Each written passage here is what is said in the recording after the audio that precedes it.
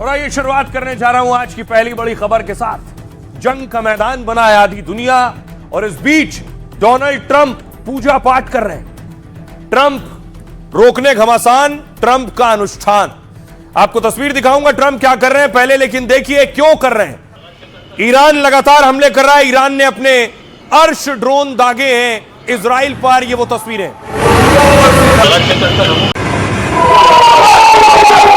का बम है जो आप देख रहे हैं, ईरान ने दागा है। ये बम अपने साथ दर्जनों सैकड़ों बम लेकर जाता है, छोटे छोटे बम जो अलग अलग बढ़ जाते हैं, जिससे ईरान का जो डिफेंस सिस्टम है वो सारे बमों को रोक ना सके।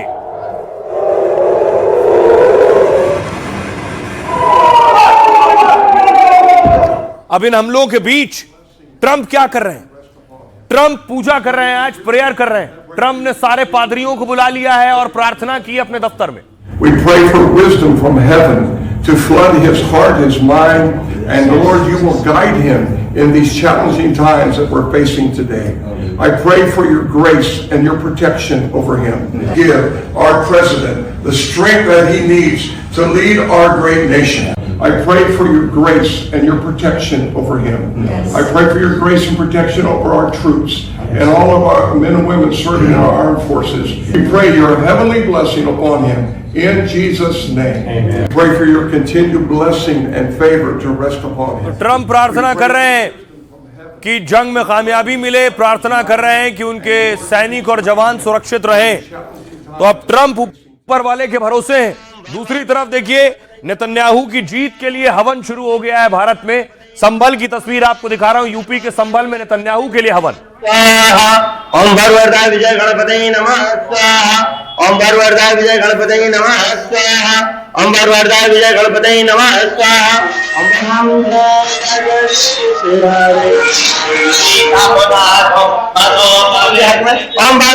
विजय गणपतये नमः स्वाहा।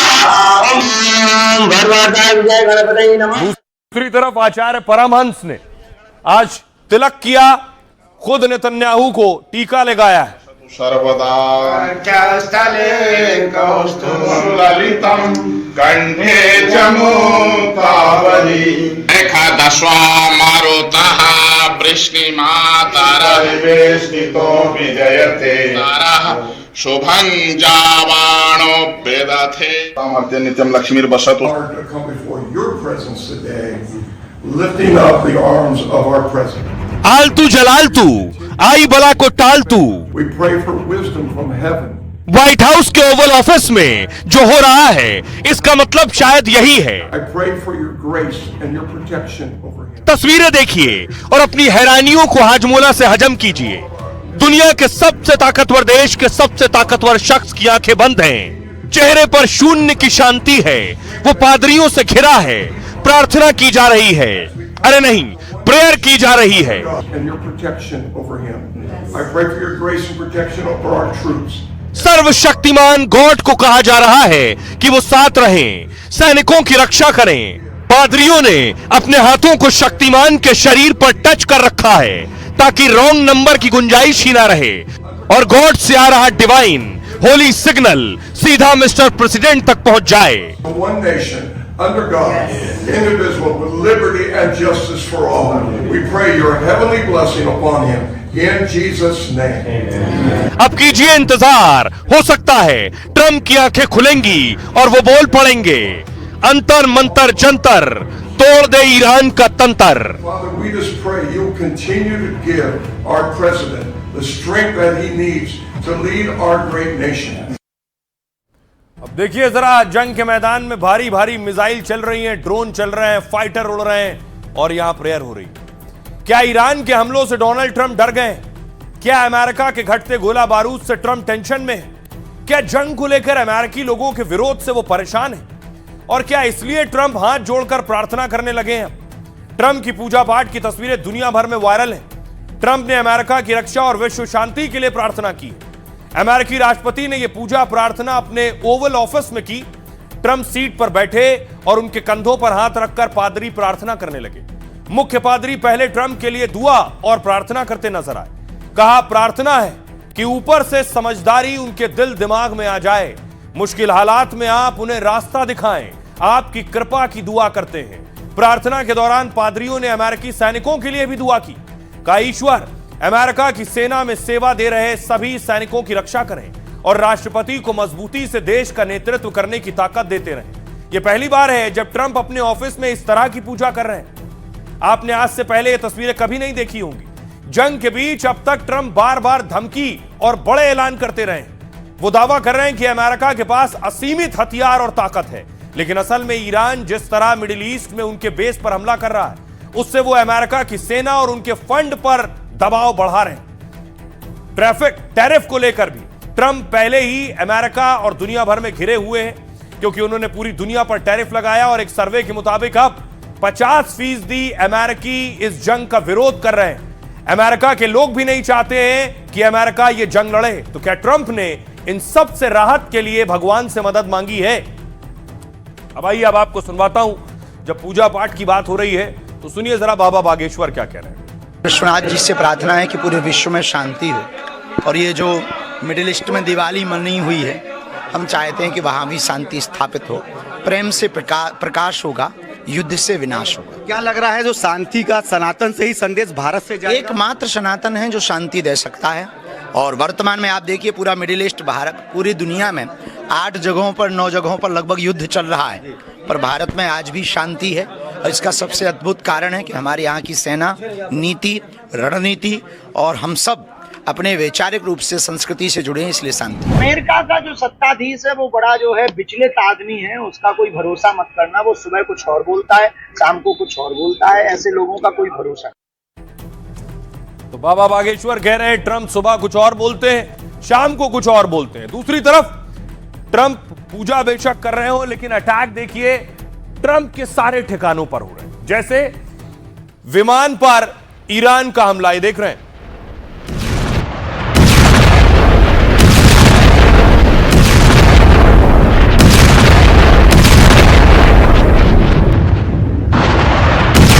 दूसरी तस्वीर मैं आपको दिखाऊं बहरीन की ऑयल रिफाइनरी पर हमला हुआ है।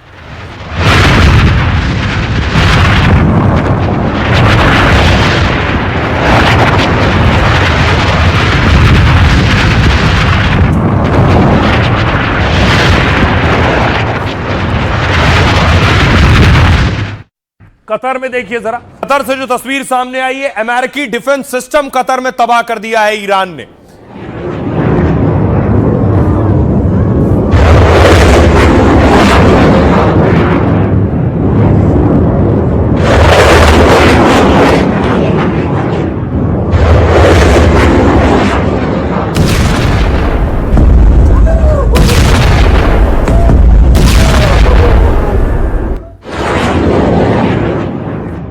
और अब ईरान का ही दावा है कि उसने अमेरिका के सबसे ताकतवर युद्धपोत यूएसएस अब्राहम लिंकन पर भी अटैक किया है। ईरानी मीडिया ने दावा किया है इस पर अटैक किया गया। इससे पहले भी इस पर अटैक के दावे किए गए, लेकिन अमेरिका ने उसे नकार दिया।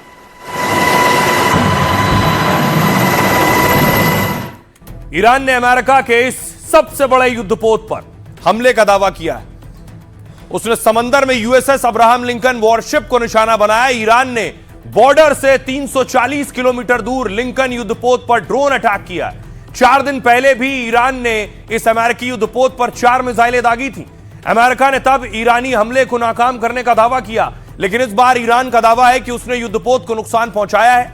लिंकन परमाणु पावर से लैस सबसे बड़ा और खतरनाक युद्धपोत माना जाता है।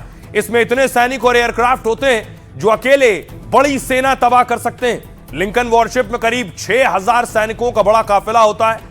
F-35, F-15 जैसे 80 से 90 फाइटर जेट तैनात हो सकते हैं। ये परमाणु पनडुब्बी और टोमाहॉक मिसाइल जैसे खतरनाक हथियारों से लैस है। खबर है यहीं से टोमाहॉक से अमेरिका ने खमनेई पर हमला किया था।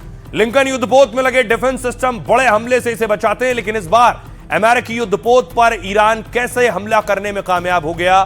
सवाल यह है, क्या जंग के बीच खबर यह आई कि ईरान को पुतिन का साथ मिल रहा है? अमेरिकी अखबार वॉशिंगटन पोस्ट ने कुछ ऐसा ही दावा किया है कि पुतिन का साथ मिल रहा है। कहा रूस की सेना ईरान को अमेरिकी सेना की खुफिया जानकारी दे रही है। मिडिल ईस्ट में हमारे लड़ाकू विमान और युद्धपोत की लोकेशन रूस बता रहा है। दरअसल ईरान ने हॉर्मुज स्ट्रेट से सिर्फ चीनी और रूसी जहाजों को रास्ता दिया है।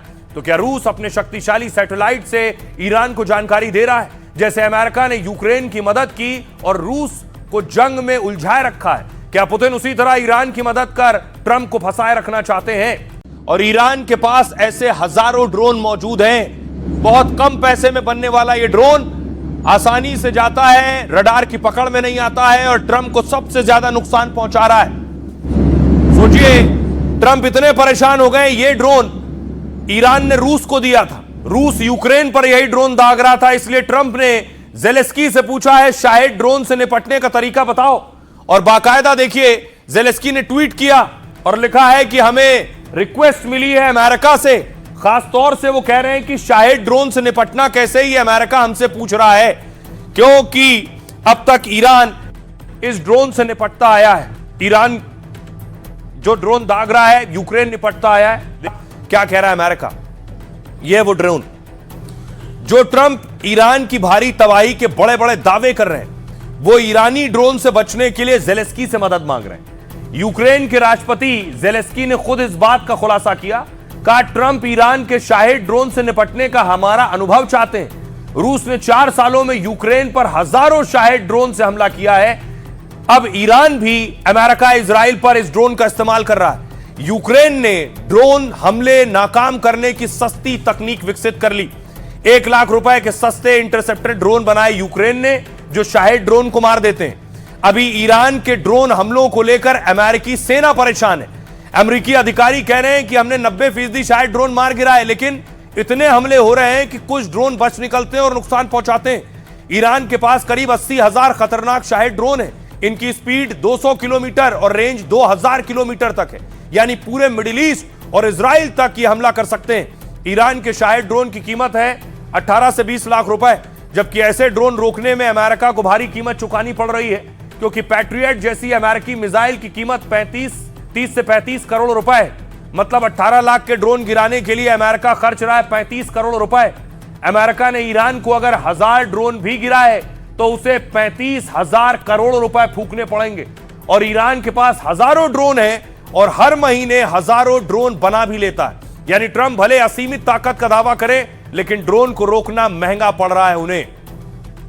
सुनिए जरा खुद यूक्रेन के राष्ट्रपति ज़ेलेंस्की क्या कह रहे हैं।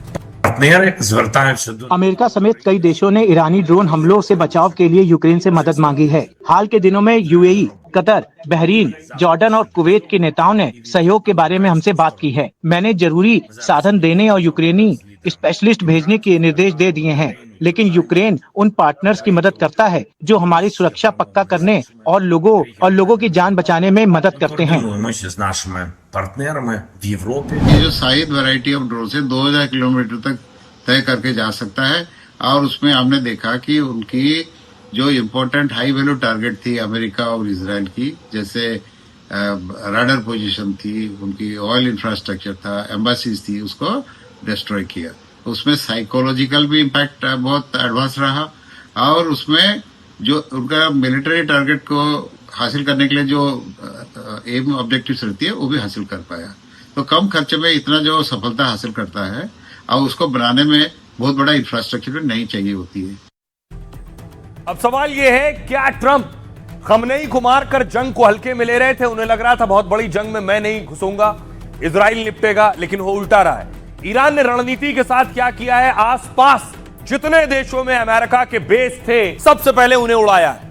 कि अमेरिका को अगर वॉर करना होगा तो वो इन्हीं बेसिस से करता।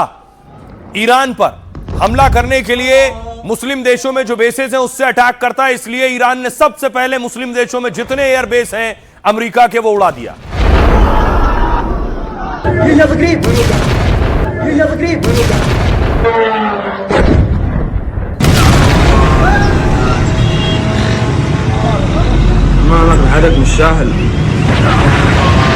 देखिए ईरान की रणनीति, ईरान ने क्या किया।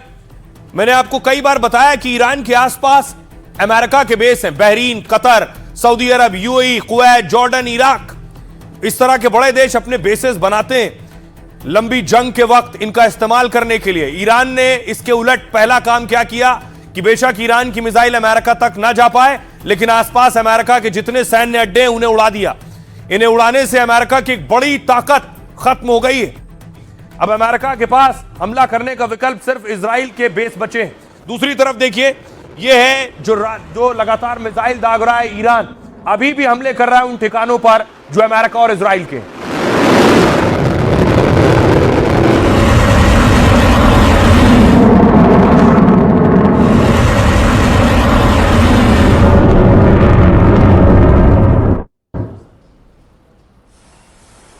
दूसरी तरफ देखिए मिसाइलें कैसे इजराइल में गिर रही हैं।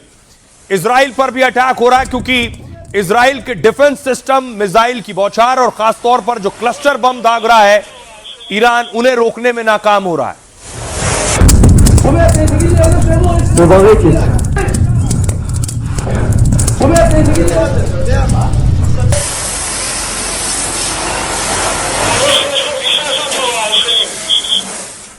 इसके अलावा जो भी अमेरिका का मित्र देश रहा है, जहां सैन्य बेस रहे, वहां लगातार अटैक हो रहा है। ये यूएई की तस्वीर है, दुबई में देखिए ईरानी हमला।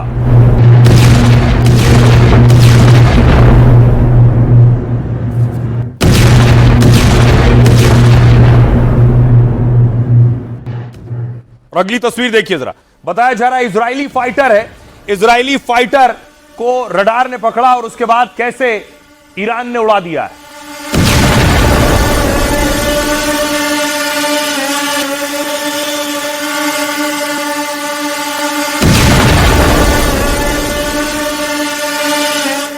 अब देखिए ईरानी हमले के बाद इजराइल की ये एरियल तस्वीर आप देख रहे हैं, ऊपर से बिल्डिंग तबाह हो गई है। लगातार हमलों के बाद इजराइल के कई शहरों का हाल ये।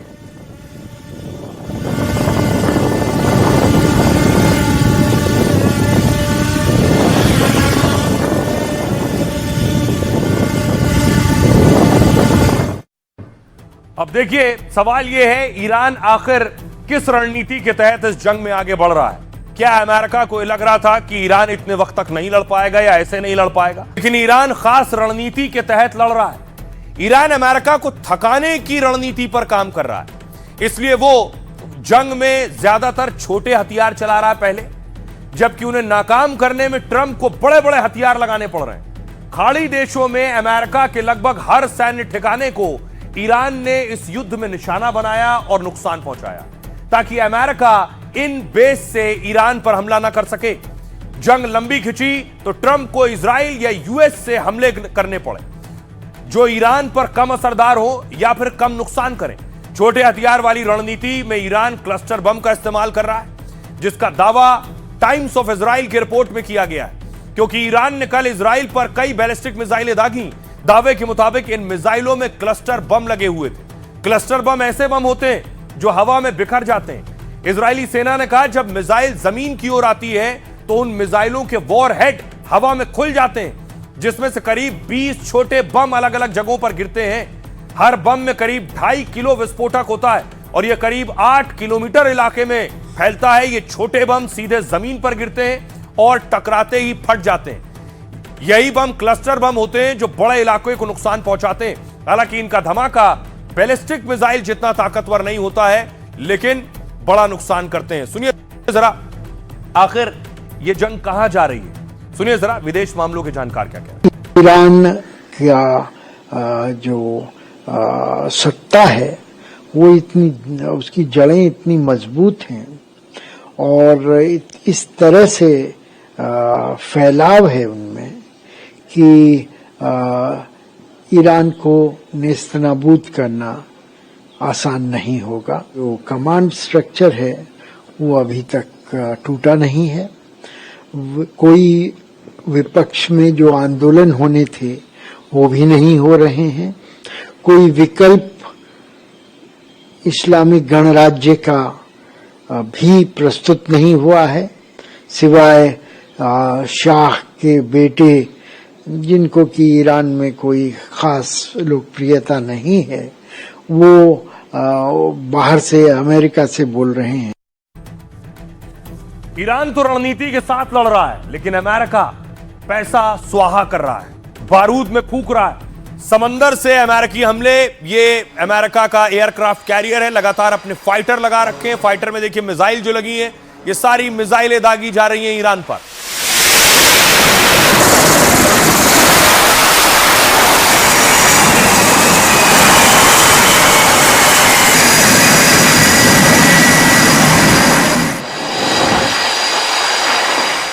अमेरिका ने इसके साथ अपना सबसे ताकतवर, ये देख रहे हैं, ईरानी कंट्रोल कमांड सेंटर पर हमला किया है।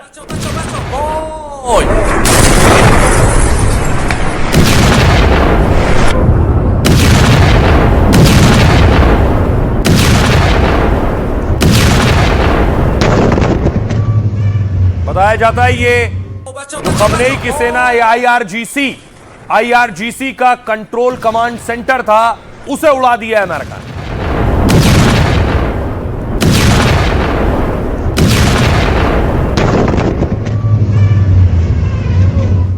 दूसरी तरफ अमेरिका ने अपना सबसे खतरनाक विमान B-52 बॉम्बर भी उतार दिया है। B-52 के अलावा B-1 बॉम्बर भी, B-2 बॉम्बर भी उतारा।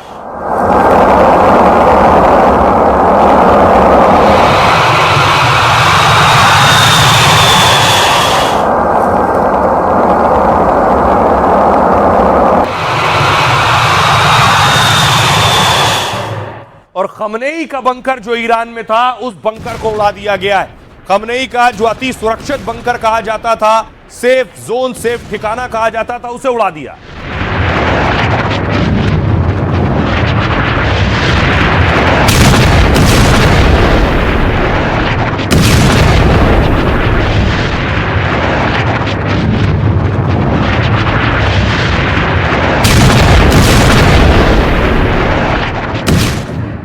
साथ ही साथ ईरान की ताकत है उसकी मिसाइल।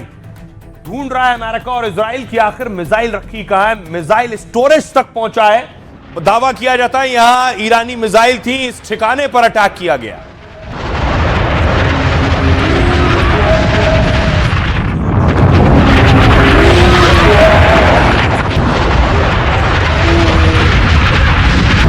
आप देख रहे हैं ये ईरान की मिसाइल इस जगह रखी जाती थी और दावा है यहां अटैक किया है अमेरिका ने, जिसके बाद बड़ा धमाका आप देख रहे हैं।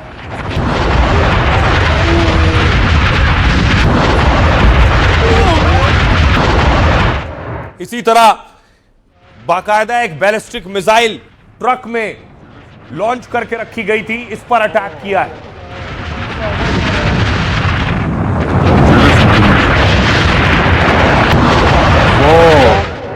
ये तस्वीर तेहरान में अटैक की मैं आपको दिखा रहा हूं, तेहरान पर जो हमला हुआ।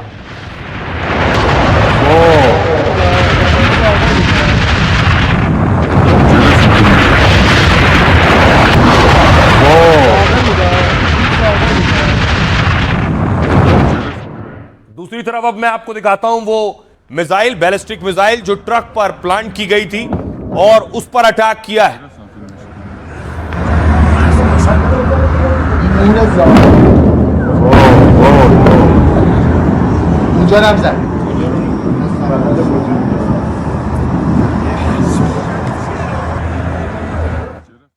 इजराइल साथ ही ईरान के अलावा लेबनान में भी अटैक कर रहा है हिजबुल्लाह पर।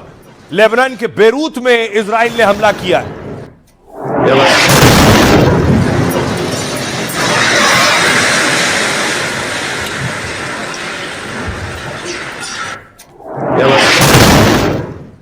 अब देखिए जंग में पैसा पानी की तरह बह रहा है। दावा है मौजूदा जंग अमेरिका को महंगी पड़ रही है क्योंकि ईरान के खिलाफ उसके अरबों रुपए खर्च हो रहे हैं।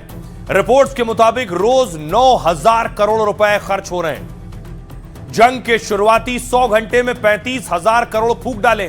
कहा जा रहा है 6 दिनों में करीब 55,000 करोड़ खर्च होंगे। यानी हर घंटे युद्ध में अमेरिका 382 करोड़ रुपए गंवा रहा है। मतलब ईरान के खिलाफ प्रति मिनट 6 करोड़ रुपए से ज्यादा खर्च हो रहे हैं। इतना ही नहीं, यह जंग अगर लंबी चली तो आंकड़ा और बढ़ सकता है। यूनिवर्सिटी ऑफ पेंसिल्वेनिया की रिपोर्ट के मुताबिक ट्रंप को 19 लाख करोड़ से भी ज्यादा झोंकने पड़ सकते हैं। इससे पहले आपको याद होगा गाजा और इजराइल में लड़ाई हुई, हमास और इजराइल की लड़ाई। इजराइल ने गाजा युद्ध में करीब 10 लाख करोड़ रुपए फूंक डाले।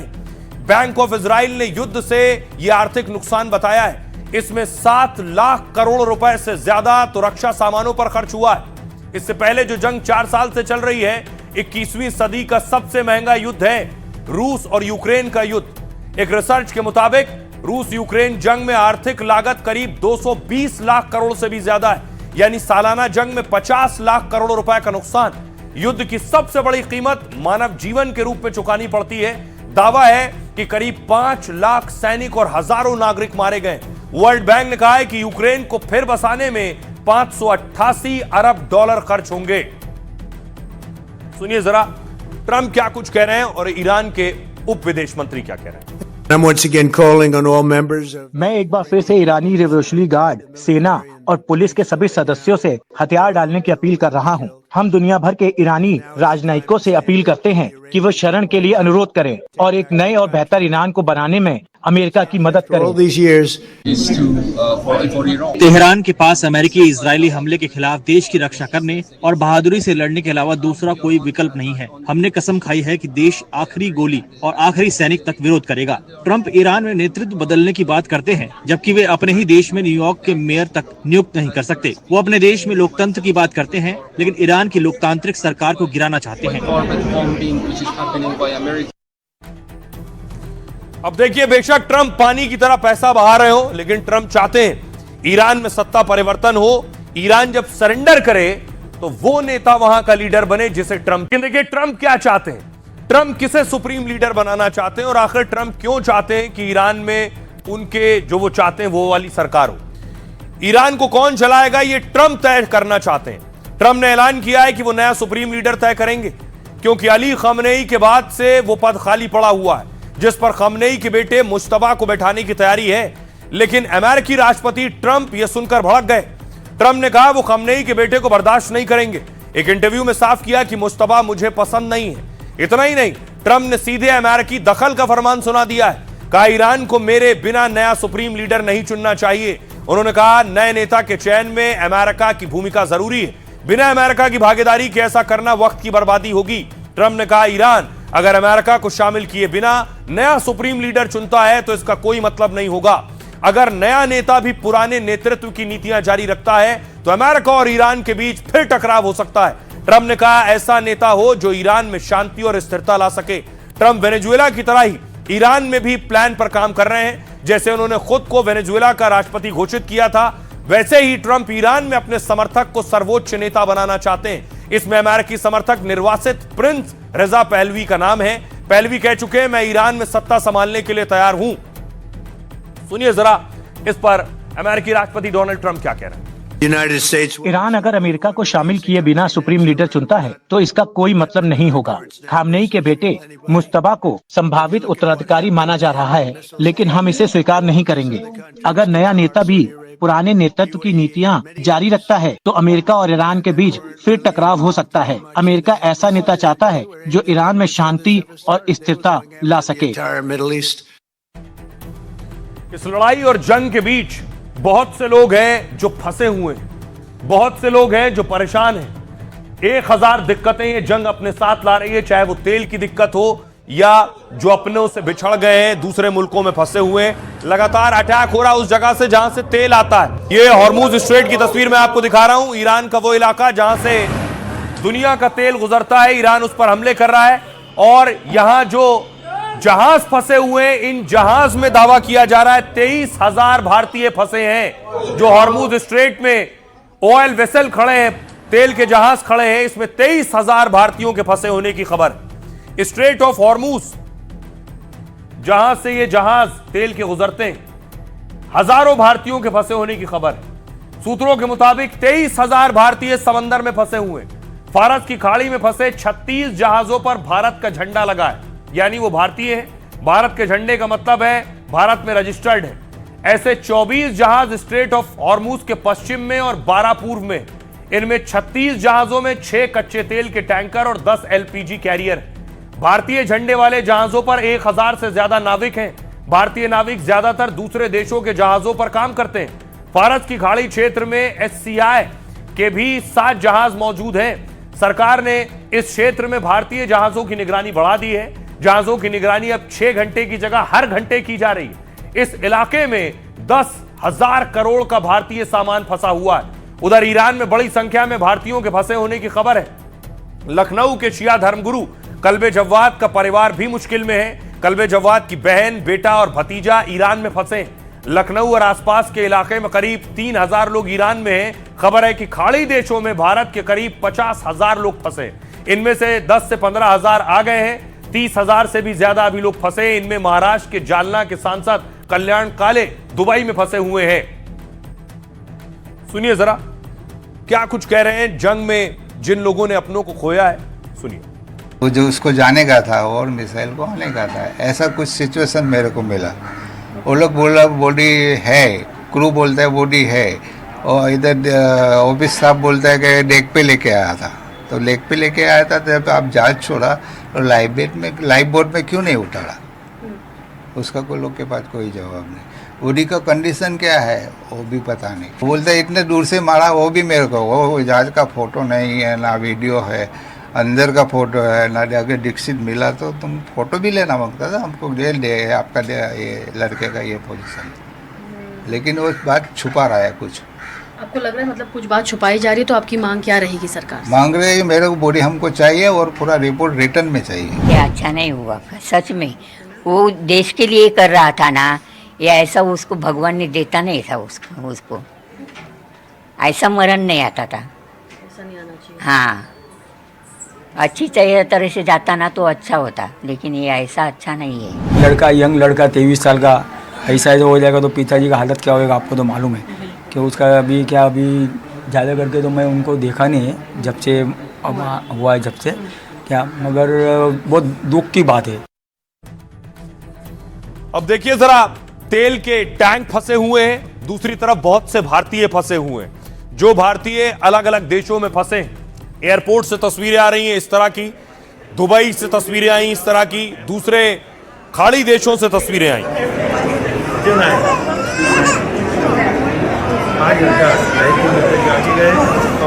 और इस बीच दावा यह है कि जो फ्लाइट्स का किराया है वो बहुत बढ़ गया है। जैसे देखिए, फ्लाइट अगर ली जाती है दुबई से, दिल्ली की फ्लाइट अगर ली जाएगी, कोई दुबई में फंसा है तो 6 मार्च की अगर फ्लाइट लेनी है तो 50,000 की है, 7 अप्रैल की अगर फ्लाइट लेंगे तो 7,719 के आसपास की है।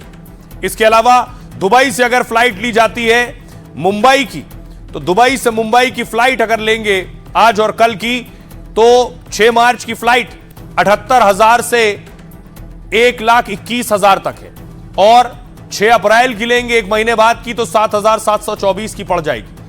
दुबई से दूसरी फ्लाइट अगर लेंगे तो यानी मुंबई, कोलकाता, अहमदाबाद, ये अहमदाबाद की फ्लाइट है, अहमदाबाद तक की फ्लाइट का जो किराया है 6 मार्च का 47,359 रुपए, और 6 अप्रैल का अगर लेंगे एक महीने बाद का तो 9,383 है। इसके अलावा दुबई से ही अगर फ्लाइट लें, दुबई से ये फ्लाइट देखिए जा रही है कोलकाता, दुबई से कोलकाता की फ्लाइट 6 मार्च की 44,843 की है, और 6 अप्रैल एक महीने बाद की 9,333। लगभग कई गुना फ्लाइट्स के दाम बढ़ गए हैं। इस स्थिति में दुबई से अगर फ्लाइट देखिए ये जा रही है, ये पहुंची फ्लाइट लंदन, दुबई से लंदन की फ्लाइट है, किराया 2,64,000 रुपए 6 मार्च का, एक महीने बाद 6 अप्रैल का 33,847 रुपए है। आइए अब अगली तस्वीर देखिए, दुबई से ही अगर एक और फ्लाइट लेंगे आप, किराया देखिए, दुबई से ये फ्लाइट गई है पेरिस, 1,39,000 रुपए 6 मार्च का किराया है, और 6 अप्रैल का किराया 17,389 रुपए है। आइए अब आपको सुनवाता हूं जो विदेश से लौटे हैं वो क्या कह रहे हैं। हालात ठीक है, लेकिन बस ये जंग की वजह से भीड़ भाड़ बहुत है। फ्लाइटें होनी चाहिए, ज्यादा से ज्यादा फ्लाइटें होनी चाहिए, क्योंकि बहुत से यात्री फंसे हुए हैं। ये नेक्स्ट जनरेशन का नेक्स्ट पुनर्जन्म बोलते हैं ना, वही है। कभी फोन में ये फोन आ गया, कभी ये आ गया, कभी गुरुद्वारा भी बंद है, मंदिर भी बंद है, बुरी हालत है। अभी फिर उन लोग, मेरी वाइफ ठीक नहीं है तो उसको बोला 9:30 फ्लाइट मिलती है, उसी में हम ताड़ाताड़ी आए, बच्चे सब छोड़ के भागे। तो डर का माहौल है वहाँ पर बहुत ज्यादा। फ्लाइटें बंद हो रखी है, मुश्किल से आ पा रहे हैं, खराब माहौल चल रहा है। जी अलर्ट्स आते रहते हैं, जैसे आज भी आया था, हमारी फ्लाइट से पहले एक बार अलर्ट आया था, उसके बाद हम सबको फिर अंडरग्राउंड कर दिया गया था तकरीबन कोई 10 मिनट के लिए। दुबई का हालत थोड़ा बहुत ठीक है, लेकिन रात को बहुत दिक्कत हो रहा है। अभी का थोड़ा था हालत खराब हुआ था। सुबह ही हम लोग जब फ्लाइट में उतर गए थे तो उधर अलार्म आ रहा था। फ्लाइट्स में, एयरपोर्ट में बहुत ज़्यादा रश है, जिसकी वजह से लोग बहुत ज़्यादा पैनिक है। अब देखिए बहुत से भारतीय फंसे हैं अलग अलग देशों में। इस बीच कौन सामने आया है वो एक्टर जिसने कोरोना के दौर में भी सबसे ज्यादा मदद की थी। सोनू सूद मदद करने के लिए फिर सामने आए। इजराइल ईरान जंग के बीच सोनू सामने आए। फंसे हुए लोगों के लिए उन्होंने मदद का हाथ बढ़ाया। बाकायदा मुफ्त में रहने का लोगों के लिए इंतजाम करेंगे। इसकी जानकारी खुद सोनू सूद ने सोशल मीडिया पर दी। कहा अगर तनाव के बीच कोई भी दुबई में फंसा है और उनके पास रहने के लिए दुबई में कोई जगह नहीं है तो हम आपको फ्री में रहने की जगह की व्यवस्था करेंगे जब तक आप अपने देश और घर तक नहीं पहुंच जाते हैं। चाहे हिंदुस्तानी हो या किसी देश के, हमसे संपर्क करें। सोनू सूद ने जानकारी देते हुए वीडियो पोस्ट किया। कैप्शन लिखा कोई राष्ट्रीयता और शर्त नहीं, सिर्फ इंसानियत। यानी वो ये काम सिर्फ इंसानियत की खातिर कर रहे हैं। सोनू सूद ने कहा दुबई में जिसको भी मदद की जरूरत है वो सीधे सोनू सूद के वो इंस्टाग्राम पर मैसेज कर सकता है। एक्टर ने भरोसा दिलाया हालात ठीक होने तक वो मदद करेंगे। मुफ्त में दुबई में रहने के लिए व्यवस्था की जाएगी। बता दें कि दुबई समेत पूरे यूएई में करीब 40 लाख भारतीय सोनू सूद की इस पहल के लिए लोग उनकी खूब तारीफ कर रहे हैं। इससे पहले भी सोनू सूद ने लॉकडाउन में लोगों की खूब मदद की थी। इतना ही नहीं, वो जरूरतमंद, अक्सर जरूरतमंदों की मदद करते हैं। सुनिए जरा क्या कह रहे हैं खुद सोनू सूद। जो लोग भी हमारे हिंदुस्तानी या किसी भी नेशनैलिटी के लोग फंसे हुए हैं दुबई के अंदर, आप प्लीज मुझे डीएम कीजिए ऑन इंस्टाग्राम या फिर @दुगास्ता प्रॉपर्टीज पे डीएम कीजिए। We will make sure that you get a free of cost stay till you reach your country. दूसरी तरफ आपको बताऊं कि भारत में क्या हो रहा है इस जंग के बीच। तस्वीर मैं आपको दिखाऊं, ये तब देख रहे हैं आज प्रोटेस्ट हुआ। ये प्रोटेस्ट हुआ दिल्ली में, देश की राजधानी दिल्ली में ट्रंप की तस्वीर जलाई गई।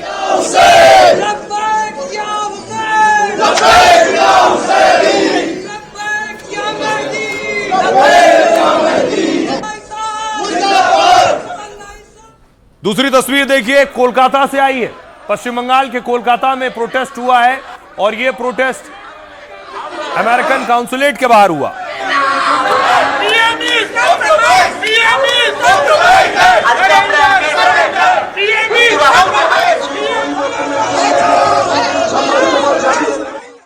साथ ही खुद विदेश मंत्री, आज उन्होंने मुलाकात की है ईरान के उप विदेश मंत्री से। एस जयशंकर की मुलाकात हुई है। कल भी एस जयशंकर पहुंचे, ने मुलाकात की थी। और दूसरी तरफ जो शोक सभा हुई है वो तस्वीर मैं आपको दिखाऊं। ईरानी दूतावास पर कांग्रेस के नेता पहुंचे हैं और शोक संदेश दिया है।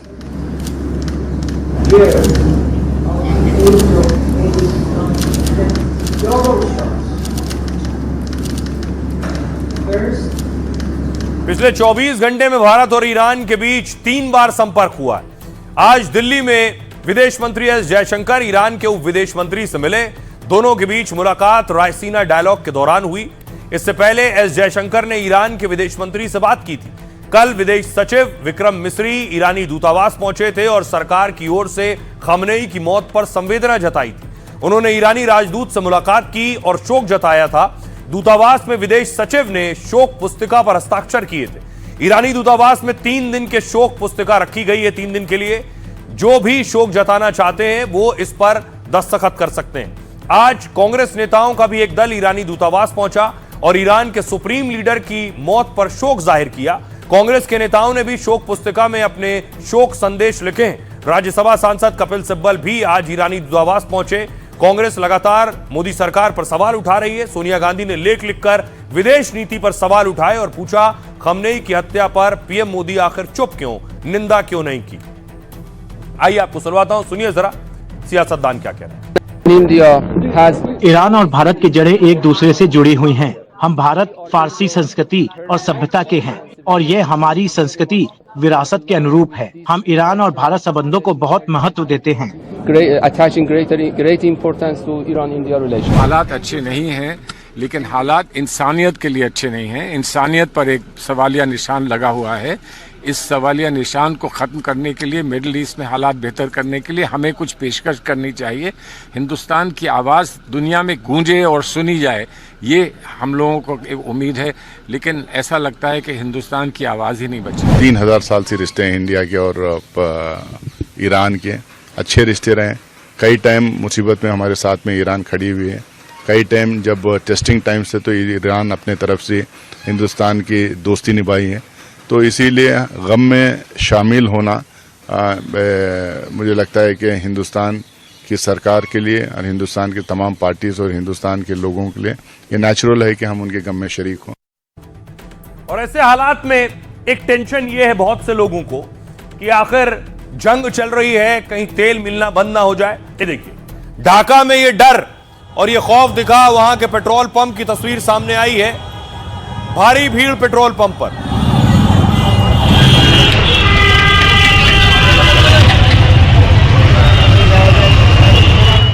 दूसरी तस्वीर आई है पाकिस्तान से, जहां पेट्रोल खत्म हो गया है पेट्रोल पंप में और उसके बाद एक शख्स वीडियो बना रहा है। Hi guys, this is total pump bypass चौक मुल्तान और ये पहला पंप है जिस पे पेट्रोल ना मिलने की शहादत मौसूल हो चुकी है। सारे बंदे खाली जा रहे हैं, तेल निश्ता।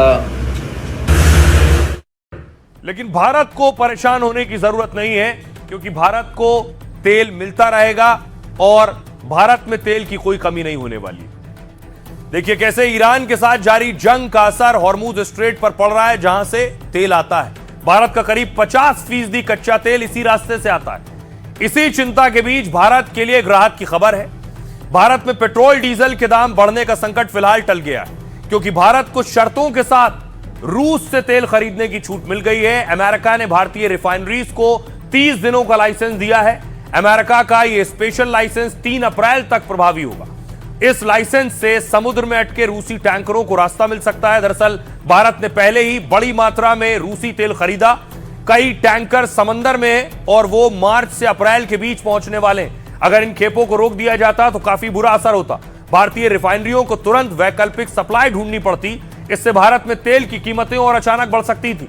अब अमेरिका का स्पेशल लाइसेंस बड़ी राहत लेकर आया है। अमेरिका का मानना है इससे ग्लोबल मार्केट में तेल की कमी नहीं होगी। भारत के लिए छूट का ऐलान अमेरिकी वित्त मंत्री ने किया है। उन्होंने कहा कि ट्रंप के ऊर्जा एजेंडे के तहत यह कदम उठाया गया है। इस बीच कंपनियों को एलपीजी उत्पादन बढ़ाने का भी आदेश दिया गया है। सूत्रों के मुताबिक भारत में फिलहाल ऊर्जा स्रोतों की कमी नहीं है। स्ट्रेट ऑफ हॉर्मुज में फंसे ईंधन से ज्यादा ऊर्जा स्रोत उपलब्ध है। सुनिए जरा भारतीय सियासतदान क्या कह रहे हैं। हम भारत को तेल की आपूर्ति करने के लिए हमेशा से ही तैयार रहे हैं। यदि हम स्ट्रेट ऑफ हॉर्मुज या पूरे पर्शियन गल्फ क्षेत्र को देखें तो यह विश्व की एनर्जी सिक्योरिटी का एक अत्यंत महत्वपूर्ण क्षेत्र है। जब इस क्षेत्र में डिस्टरबेंस या डिसरप्शन होता है तो उसका सीधा असर ऑयल और गैस की सप्लाई पर पड़ता है। यही नहीं, आज हम सप्लाई चेन डिसरप्शन केवल ऊर्जा क्षेत्र में ही नहीं बल्कि अन्य क्षेत्रों में भी देख रहे हैं। इन अनसर्टेनिटीज का सीधा प्रभाव इकोनॉमी और ग्लोबल ट्रेड पर पड़ता है। क्यों बंधे हुए हो आप उस तथाकथित ट्रेड डील से जिस पे हस्ताक्षर नहीं हुए? क्यों छूट चाहिए आपको? क्यों आपने बंधन स्वीकार किए? पूछिए ना बीजेपी वालों से। ये कौन से बंधन है? ये ट्रेड डील के बंधन तो नहीं है क्योंकि साइन नहीं हुए। ये एप्स्टीन के बंधन है। और आइए खबरों में आगे बढ़ते हैं। आज की एक और बड़ी खबर है, आपको बिहार लिए चलता हूं। 8 मार्च को निशांत की सियासी एंट्री। आज आपको बताऊं कि इससे पहले नीतीश कुमार ने राज्यसभा के लिए नामांकन किया। सवाल उठ रहे थे, बेटा क्या करेगा, सुपुत्र क्या करेगा। जेडीयू की मीटिंग हुई नीतीश के इस कदम के बाद। तस्वीर में आपको दिखाऊं, ये पटना में जेडीयू की बैठक हुई। नीतीश कुमार उस बैठक में शामिल हुए। नीतीश पहुंचे, पार्टी के बड़े नेता ललन सिंह को आप देख रहे हैं, सब उसमें मौजूद थे और इस पर गहन चर्चा हुई। दूसरी तरफ आज एक तस्वीर आई सामने, जेडीयू दफ्तर में तोड़फोड़ की तस्वीर। जहानाबाद में कार्यकर्ताओं में गुस्सा दिखा है।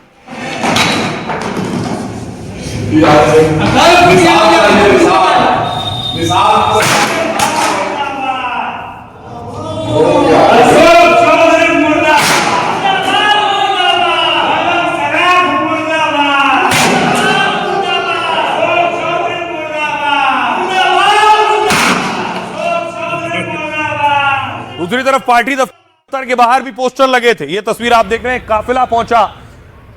सम्राट चौधरी और विजय सिन्हा मिलने पहुंचे नीतीश कुमार से।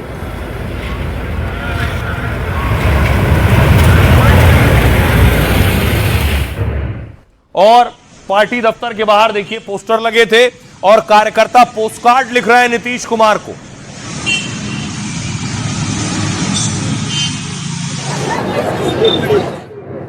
अब देखिए आगे की तैयारी क्या है, बेटे को कैसे लॉन्च करना है नीतीश कुमार। नीतीश के राज्यसभा नामांकन के बाद नई सरकार को लेकर हलचल है। पहली बार बिहार में बीजेपी का मुख्यमंत्री बनेगा, साथ ही जेडीयू से डिप्टी सीएम बन सकता है। नीतीश के बेटे निशांत डिप्टी सीएम बन सकते हैं। जेडीयू की बैठक में निशांत के नाम को लेकर चर्चा हुई। निशांत 8 मार्च को जेडीयू की सदस्यता ले सकते हैं। बैठक में नीतीश के राज्यसभा जाने का फैसले का विरोध हुआ। जेडीयू के कुछ विधायकों ने इसका विरोध किया। इस पर नीतीश ने कहा, विरोध मत करिए, मैं राज्यसभा जा रहा हूं, वहां से सब देखता रहूंगा। जेडीयू विधायक विनय चौधरी ने कहा, नीतीश बैठक में भावुक हो गए। विधायक नीतीश को देखकर रोने लगे। नीतीश से अपना फैसला वापस लेने को कहा। इधर गठबंधन में मंत्रियों की संख्या भी तय हो गई है। जेडीयू और बीजेपी कोटे के 15-15 मंत्री बनेंगे। लोक जनशक्ति पार्टी रामविलास से 2 मंत्री बनेंगे। उपेंद्र कुशवाहा की आरएमएल और मांझी से 1-1 मंत्री बनेगा। स्पीकर का पद बीजेपी के पास रहेगा और रामनवमी तक नई सरकार का गठन हो जाएगा। 16 मार्च तक राज्यसभा के चुनाव की प्रक्रिया चलेगी और 9 अप्रैल के बाद राज्यसभा सदस्यों का शपथ होना है। ऐसे में अभी करीब 1 महीने का वक्त बचा है। दोनों ही दलों के विधायक दल की बैठक होगी। इसमें विधायक दल का नेता भी चुना जाएगा। इसके बाद एनडीए विधायक दल का नेता चुना जाएगा। सुनिए जरा बिहार के सियासतदानों के आदरणीय नीतीश कुमार जी को हम सब लोग मिलकर के प्रधानमंत्री बनाना चाहते थे, लेकिन वो अब एज ए मुख्यमंत्री रहे। अब वो रिटायर होंगे राज्यसभा मेंबर के रूप में। हम तो चाहते थे कि प्रधानमंत्री के रूप में रिटायर हों, लेकिन अब वो राज्यसभा के मेंबर होकर के ही रिटायर हो जाएंगे। कांग्रेस का और आरजेडी की बात पर क्या प्रतिक्रिया दे? कोई किसी का हश्र नहीं करता है। ये हर कुछ यहाँ निर्णय नीतीश कुमार जी की इच्छा से और उनकी मर्जी से होगा। तो क्या बीजेपी से या जदयू से फिर अगला सीएम होगा? ये तो तय होगा। ये भी मुख्यमंत्री जी को तय करना है। मुख्यमंत्री जी नीतीश कुमार जी को ही तय करना है। उनकी तो विदाई जबरन कर दी गई ना, उनकी तो कुर्सी जबरन खींच लिया ना भाजपाइयों ने। और देखिए ये अब स्पष्ट हो गया है, भाजपा के साथ जो जाएगा वो हमेशा हमेशा के लिए मिट जाएगा। राज्यसभा तो नीतीश जी के लिए कोई सीट खाली होती और कभी भी चले जा सकते थे। अंदर खाने कुछ और चल रहा था। क्या पहले ही स्क्रिप्ट लिख दिया था किसी एक विभीषण ने? आस्तीन के सांप लोग जिन्होंने पूरी 20 साल मलाई खाई और नीतीश कुमार जी की विदाई में पूरे समाज को आहत कर दिया गया। यदि नीतीश कुमार को बदलना है तो जदयू में किसी को बना दीजिए, निशांत को बना दीजिए। और इस सियासत के बाद बात क्रिकेट की। भारतीय टीम मैच जीता, लेकिन पाकिस्तान में आखिर क्यों परेशानी और मातम? फाइनल में भारत, टेंशन में पाकिस्तान। भारत ने शानदार मैच जीता। मैच के बाद भारत फाइनल में पहुंचा और देश में खुशी मनी। अगली तस्वीर मैं आपको दिखाऊं, देश में जो जश्न मना भारत के फाइनल में पहुंचने का। अलग अलग जगह, पंजाब के मोहाली की तस्वीर आप देखिए।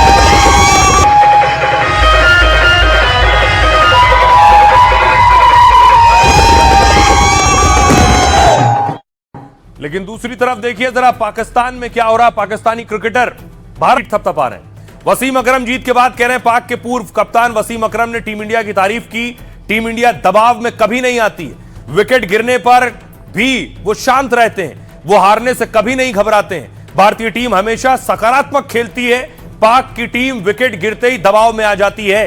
शोएब अख्तर कह रहे हैं, जमकर तारीफ कर रहे हैं शोएब अख्तर भारतीय टीम की। सेमीफाइनल में इंग्लैंड के खिलाफ भारत ने अच्छा खेल दिखाया। टीम अब तक शानदार खेल रही है। यह विश्व कप भारत का है। मोहम्मद यूसुफ ने संजू सैमसन की जमकर तारीफ की है। कोहली की जगह संजू सैमसन का आना भारत के क्रिकेटिंग इंफ्रास्ट्रक्चर की मजबूती है और मजबूत सिस्टम की गहराई को दिखाता है। पाकिस्तानी क्रिकेटर अफरीदी ने कहा कि बड़ी बात यह है कि दबाव में कौन सी टीम शानदार खेलती है। उनका गेम, क्रिकेट माइंडसेट वो अलग होता है। वो हर महीने में कुछ नया सोचते हैं। पाकिस्तान अब भी 90 के स्टाइल में खेल रहा है। रहिए खबरों में आगे बढ़ते हैं। एक और खबर है जो अफसोसनाक और दुखद खबर है। एक सुखोई विमान क्रैश हो गया है। सुखोई फाइटर क्रैश हुआ और इस क्रैश में 2 पायलट्स की जान गई है। ये सुखोई है। सुखोई, अगली तस्वीर दिखाऊं, 2 पायलट जो इस फाइटर को चला रहे थे। ये हैं दोनों पायलट जो इस फाइटर को चला रहे थे। एक है स्क्वाड्रन लीडर अनुज और फ्लाइट लेफ्टिनेंट पूर्वेश दुरागरकर। अगली तस्वीर देखिए जरा, सुखोई का मलबा, सुखोई जो क्रैश हुआ, ये उस जगह की तस्वीर है जहां ये फाइटर गिरा है।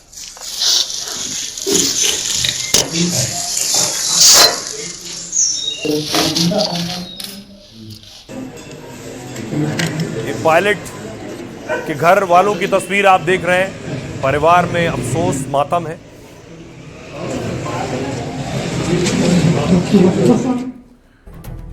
तो सुखोई फाइटर जेट ने कल जोरहाट एयरबेस से उड़ान भरी थी। असम के कार्बी आंगलोंग में वो अचानक रडार से गायब हो गया। रडार से गायब होने के बाद वो उस इलाके में क्रैश हुआ। वायुसेना ने गुरुवार देर रात 1 बजे इस हादसे की पुष्टि की है। विमान में स्क्वाड्रन लीडर अनुज और फ्लाइट लेफ्टिनेंट पूर्वेश दुरागरकर थे। इस दर्दनाक हादसे में दोनों पायलट्स ने जान गंवा दी है। क्रैश में मारे गए एक पायलट गुरुग्राम से और दूसरे नागपुर से हैं। नागपुर के रहने वाले पायलट पूर्वेश दुरागरकर के पिता ने कहा, मेरा बेटा देश के प्रति पूरी तरह समर्पित अधिकारी था। फ्लाइट लेफ्टिनेंट पूर्वेश ऑपरेशन सिंदूर का भी हिस्सा रहे हैं। वो 10 दिन पहले ही फैमिली फंक्शन में नागपुर पहुंचे थे। दूसरी तरफ स्क्वाड्रन लीडर अनुज गुरुग्राम के रहने वाले थे। उनके पिता भारतीय सेना में सूबेदार रह चुके हैं। अगले कुछ महीनों में उनकी शादी होने वाली थी। सुखोई फाइटर क्रैश कैसे हुआ, इसकी जानकारी सामने नहीं आई। इस हादसे के बाद एयरफोर्स की स्पेशल टीम जांच में जुटी है और बताया जा रहा है जिस जगह विमान का संपर्क टूटा वो पहाड़ी इलाका है और घने जंगलों से घिरा है। फिलहाल एयरफोर्स की स्पेशल टीम हादसे वाली जगह पर है। बता दें कि सुखोई फाइटर वायुसेना के ताकतवर विमानों में गिना जाता है। 2 इंजन वाला मल्टी रोल जेट है जो खास मिशन को अंजाम देता है। सुनिए जरा पायलट के पिता क्या कह रहे हैं। सवेरे 7:30 बजे हमारे समधी जी घर में आए, उन्होंने बात बताया और 7:50 को ग्रुप कैप्टन साहब ने ये कंफर्म बताया कि पूर्वेश इज नो मोर। तब जाके बात कंफर्म हुआ कि वो नहीं। देश सेवा में मेरा लड़का था, बाकी लोगों ने भी प्रेरणा लेना चाहिए। और आइए खबरों में आगे बढ़ते हैं। आज की एक और खबर है, यूपीएससी के नतीजे आ गए हैं। यूपीएससी का टॉपर कौन है उससे आपको मिलवाता हूं। यूपीएससी में अनुज अग्निहोत्री ने टॉप किया है। अनुज अग्निहोत्री ने एमबीबीएस किया है, फिर यूपीएससी का अटेम्प्ट दिया। अब उनके परिवार में और घर में खुशी का माहौल है। अनुज ने यूपीएससी टॉप किया है। परिवार वाले खुशी से फूले नहीं समा रहे।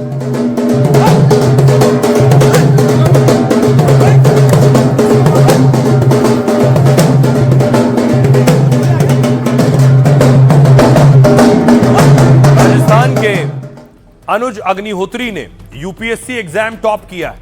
अनुज पेशे से डॉक्टर हैं। उन्होंने एम्स जोधपुर से पढ़ाई की है। 2023 में पढ़ाई पूरी करने के बाद वो यूपीएससी की तैयारी में जुट गए। अनुज के पिता कोटा के न्यूक्लियर पावर प्लांट में काम करते हैं। उन्होंने 12वीं कक्षा के बाद मेडिकल की पढ़ाई शुरू की थी, लेकिन हमेशा से उनका सपना सिविल सर्विस में जाने का था। इसलिए मेडिकल की पढ़ाई पूरी करने के बाद उन्होंने तैयारी की। यूपीएससी की पहली कोशिश में उनका चयन डेनिक्स के लिए हुआ, यानी दिल्ली, अंडमान और निकोबार समूह की लोक सेवा। वो डेनिक्स में ट्रेनिंग ले रहे थे, साथ ही पढ़ाई भी कर रहे थे। अपनी तीसरी कोशिश में अनुज ने यूपीएससी एग्जाम निकाला। परीक्षा में अनुज ने मेडिकल साइंस को वैकल्पिक विषय चुना था। एग्जाम टॉप करने के बाद उन्होंने एनडीटीवी से बात करते हुए कहा, मुझे लगता है कि इसमें मेहनत के साथ किस्मत भी बड़ी वजह है।